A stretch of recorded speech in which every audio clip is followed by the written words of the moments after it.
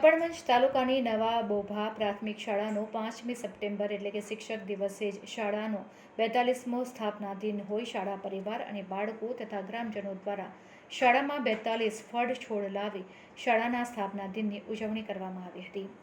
કપડવંજ તાલુકાની નવા બોભા પ્રાથમિક શાળા પ્રકૃતિ જતન અંતર્ગત અવનવા પ્રયોગો માટે જાણીતી છે, જેમ કે પર્યાવરણની ઉજવણી, જંગલમાં જઈ કરવી, બાળકોના જન્મદિનની ઉજવણીમાં ચોકલેટ વેચવાને બદલે બાળકો પક્ષીઓ માટે ઘરેથી ચણ લાવી જન્મદિનની ઉજવણી કરવી, રક્ષાબંધનમાં પણ વૃક્ષોને રાખડી બાંધી વૃક્ષાબંધન કરી તેની સાચવણી કરવાનો સંકલ્પ લેવો, આવા ઘણા બધા પ્રયોગો સાથે 42મો શાળા સ્થાપના દિન હોય। સામાન્ય રીતે જન્મદિન કે સ્થાપના દિન હોય ત્યારે કેક કાપવામાં આવે છે, પરંતુ અહીં કેકને બદલે શિક્ષકો અને બાળકો દ્વારા પ્રકૃતિનું જતન હેતુસર 42 ફળ છોડ બાળકોને ત્યાં વાવી ઉત્તમ ઉદાહરણ પૂરું પાડ્યું છે। બાળકોમાં પણ શિક્ષણની સાથે પ્રકૃતિનું મૂલ્ય શિક્ષણ મળી રહે અને પ્રકૃતિનું જતન કરતા થાય તે હેતુસર આ નવતર પ્રયોગ 3 વર્ષથી કરવામાં આવે છે। 42મા સ્થાપના દિને 42 ફળ છોડ વાવી શાળાના સ્થાપના દિનની ઉજવણી કરવામાં આવી હતી, જે ખૂબ જ સરાહનીય કાર્ય કહી શકાય।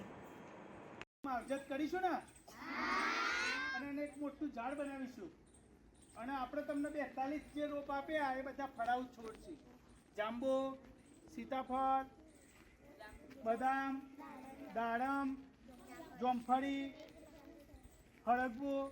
તો આ ઝાડ આપણે સંકલ્પ સાથે ભગવાન વૃક્ષનારાયણ દેવને યાદ કરી રોપી અને એની આપણે કેર લેવાની, એને પાણી આપવાનો નિયમ સમયસર, પછી એનું રક્ષણ કરવા માટે એને વાડ જેવું કંઈક કરવું પડે ને, પિંજરું લગાવીને। તો આમાંથી બધા રક્ષણ કરશો ને? તો આપણે હવે રોપીશું, આપણે ઝાડ તમારા ઘરે જઈ દરેકના ઘરે આપણે રોપવાનું છે ઝાડ અને એની કાળજી રાખીશું। બોલો વૃક્ષનારાયણ દેવની જય।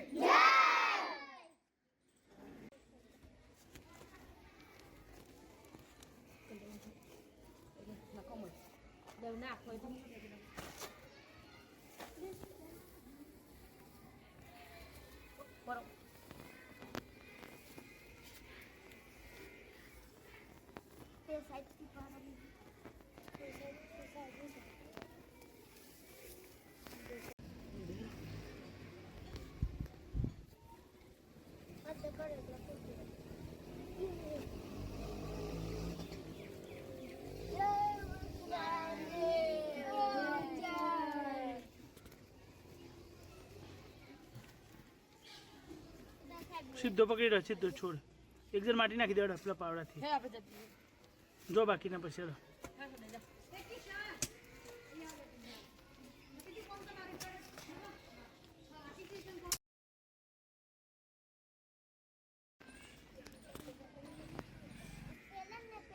મારી શાળા પ્રકૃતિ શાળા છે। આજે અમારી શાળાનો 42મો સ્થાપના દિવસ છે, માટે અમે 42 છોડ વાવીને ઉજવણી કરીશું।